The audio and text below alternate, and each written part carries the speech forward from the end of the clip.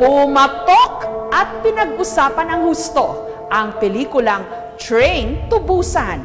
Kaya naman hanggang ngayon, marami ang hindi maka-move on. Kanya-kanyang gawa ng meme, parody at mga version. Sa susunod na buwan pa ang undas, pero ngayon pa lang, tila marami nang hindi makapaghintay. Nangingisay-ngisay, nagtatakbuhan, at parang mangangain pa ng tao.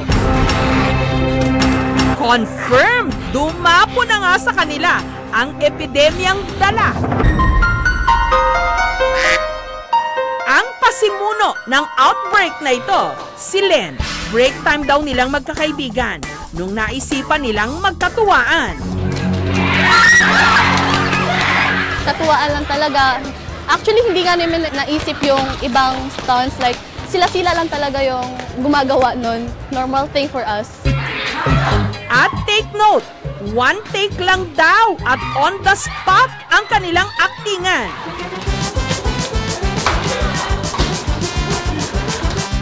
Ang sikreto raw nila, lahat sila magaling sumayaw.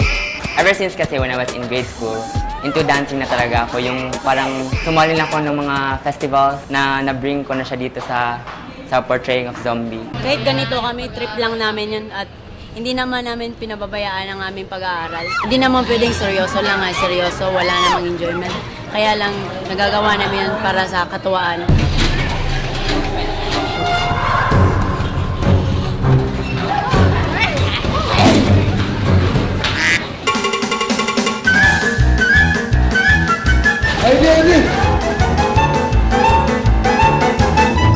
Sa social media, tila virus na kumalat ang sari-saring memes na may kinalaman sa Train to Busan. Merong Train to Taft Avenue Station, Train to Baclaran, at Train to Ubusan. Ang makeup artist at filmmaking student na si Angelique, hit na hit ngayon ang kanyang video tutorial kung paano ma-achieve ang zombie look.